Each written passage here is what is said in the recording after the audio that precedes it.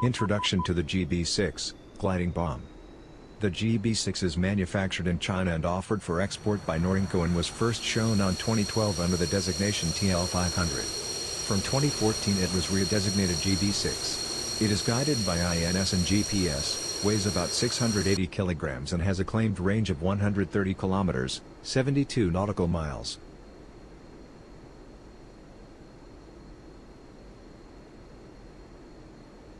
The GB-6 is actually a gliding submunitions dispenser, similar to the JSO, Joint Standoff Weapon, of the USA, and this means that it can carry a variety of weapons on its inside. DECA's simulation of the GB-6 considers 3 loads. GB-6, Standard Cluster Bomb Blitz, for anti-personnel use. GB-6, HE, High Explosive, contains one single 500 kg bomb. GB-6, SFW, Sensor-Fused Weapon. The SFW are bomblets that contain a laser sensor that allows them to recognize vehicles underneath. Very effective against tanks and trucks, not effective against parked aircrafts, unless they are surrounded by vehicles. Press spacebar to continue. The JF-17 can carry up to 2 of these glide bombs, which are fully autonomous once launched, allowing our aircraft to stay out of range of enemy defenses. It can be mounted on stations 3 or 5, and because of the weight of this weapon, the pylon can be damaged under high G stress, so avoid pulling more than 5 G while carrying this weapon. It is unpowered, so its range depends a great deal on the speed and altitude from which it is being launched. On DCS its practical range is about 45 nanometers. For that reason, on this mission we are flying as high as we can and we have not loaded any air-to-air weapons, to keep the aircraft as light as possible. Please examine the briefing's illustrations to check our route and attack plan. Press spacebar to continue.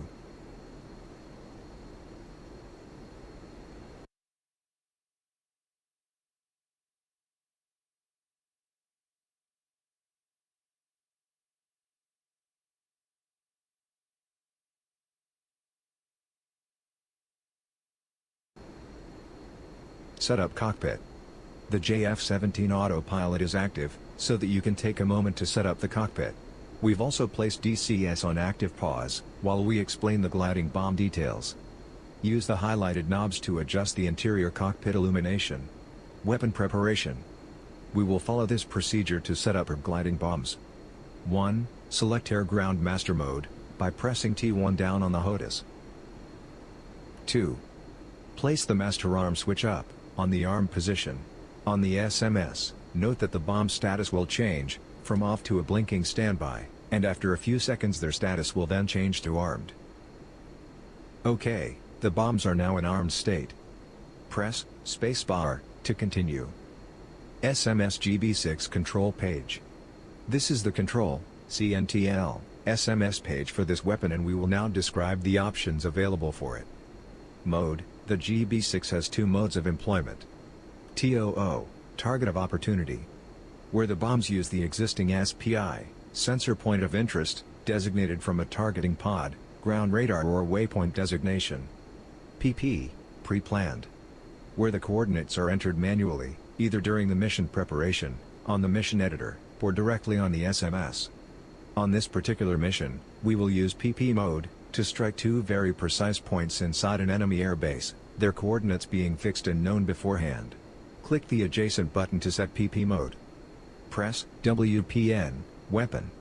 Indicates which is the currently selected weapon, currently a GB-6, and allows us to change weapons without using the S8 switch on the HOTAS.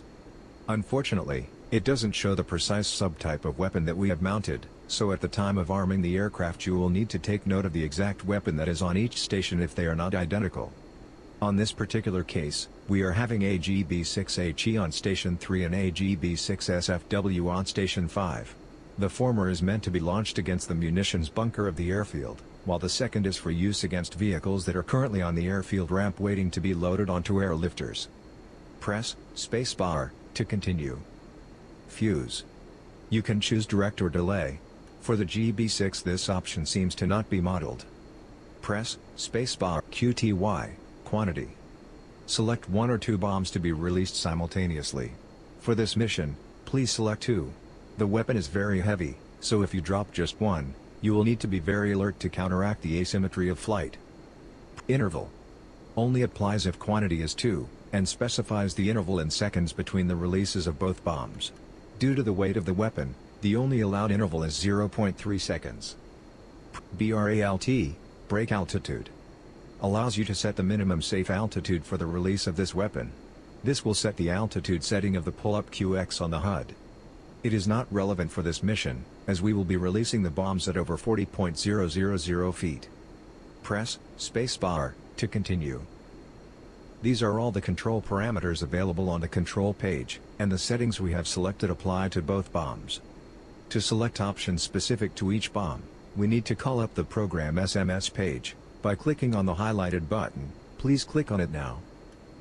We are now on the program page and the currently selected weapon is the one on Station 3.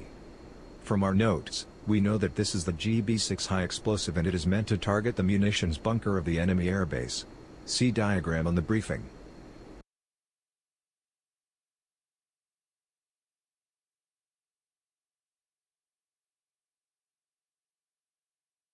Press spacebar to continue. Mode. This is the GB6 current mode of employment, target of opportunity or pre-planned, already described on the previous page, channel. Here is where we specify which pre-planned waypoint should be the target point for the selected station's bomb. On the DEST waypoint database there are 4 waypoints, 36 to 39, reserved for use with the glider bombs, called PP1 to PP4, pre-planned points. Select 36, PP1, for the GB6HE bomb at Station 3, and 37, PP2, for the GB6SFW bomb at Station 5. You can toggle between the stations using the highlighted button. Press spacebar once you have set both bombs. IMPAZ, impact azimuth, is the direction the bomb will take when passing over the target. It is used to maximize effect when using cluster submunitions against targets that are somewhat aligned, or to avoid defenses or obstacles. For our 2 bombs, the one on Station 5 uses cluster submunitions, and as the target's parking ramp is oriented on bearing 42 degrees, we will input an impact azimuth of 042 for the bomb on STA-5. For the bomb on STA-3 we will use a bearing of 5 degrees, so input 005 on this case. Press spacebar once you have entered both values. OAP, offset aiming point. It is an option that allows you to define the target coordinates, as an offset vector from a known point. You have to enter a bearing, in degrees, distance, in feet, and altitude delta, in feet. On this mission we will just use the pre-planned points, so no OAP is needed. Press spacebar to continue. Open. When using cluster submunitions, this option sets the height, in feet, at which the canister will open and release its submunitions. By default it is set to 50 feet. For this particular mission, we will set the bomb at Station 5 to open at the greatest possible height in order to get maximum dispersion, as the flight ramp that we want to hit is quite large. Input the value 999 feet. Press spacebar once you have entered the value.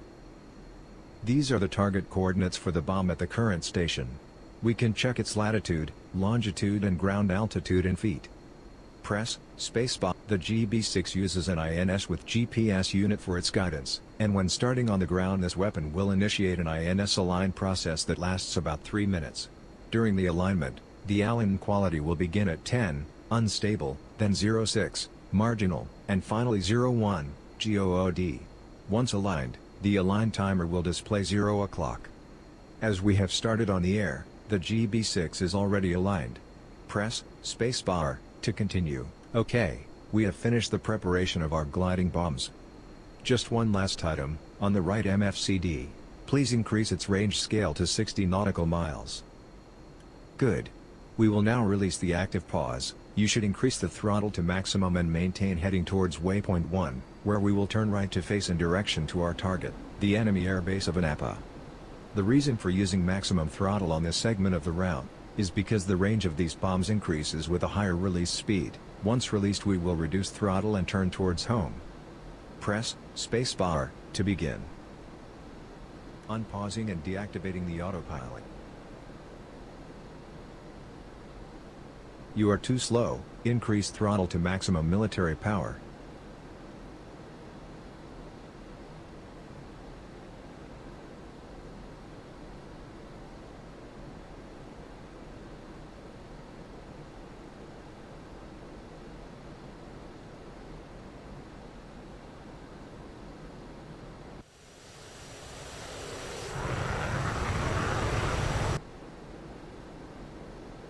Initiate your turn to the right, to a heading of about 40 degrees.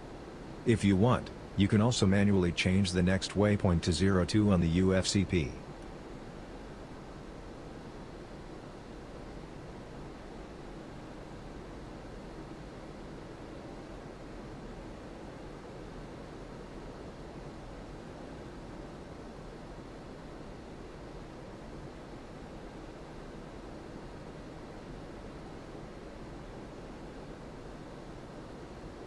Good. Now that you are heading towards the target, examine the HSI on the right MFCD.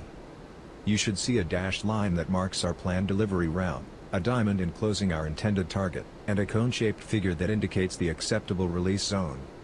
It is dashed to indicate that we are still out of release range.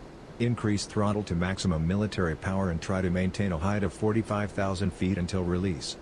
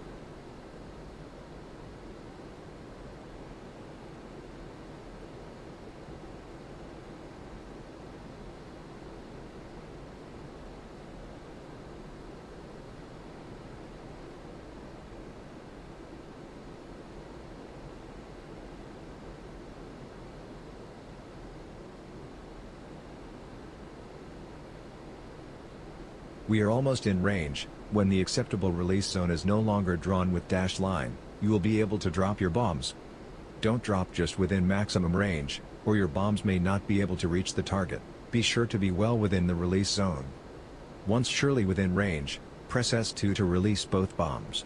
You may need to press the button twice. If a single press doesn't release both bombs. Be alert on the stick, as the aircraft will dip one of its wings when the first bomb is released.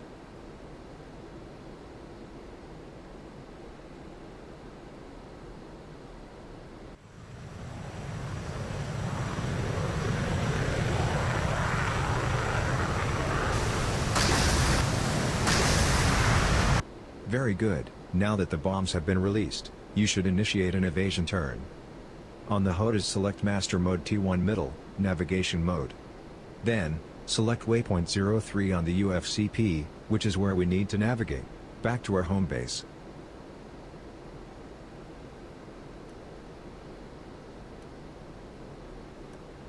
Now, turn right towards Waypoint 3.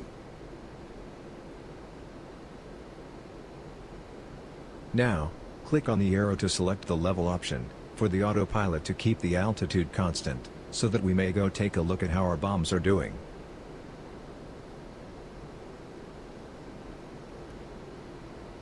Good, these are the controls for taking a view of the situation. F10, view the map. You should be able to see an APA, your JF-17, and the two bombs, in light blue. Use the mouse wheel to adjust the zoom level. F6, missile view. Toggles between the two bombs. F2, external aircraft view. Toggles amongst the different aircrafts, set to one of the transports on an APA's ramp and zoom out, to view the bomb's effect. F1, return to your cockpit.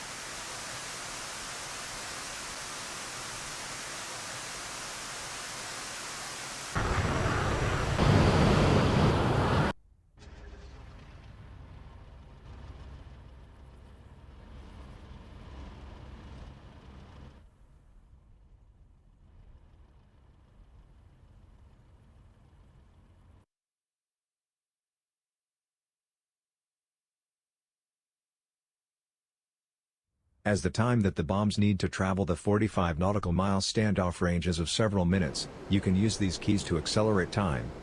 Left Control plus C. Increase time acceleration. Left Shift plus C. Time normal.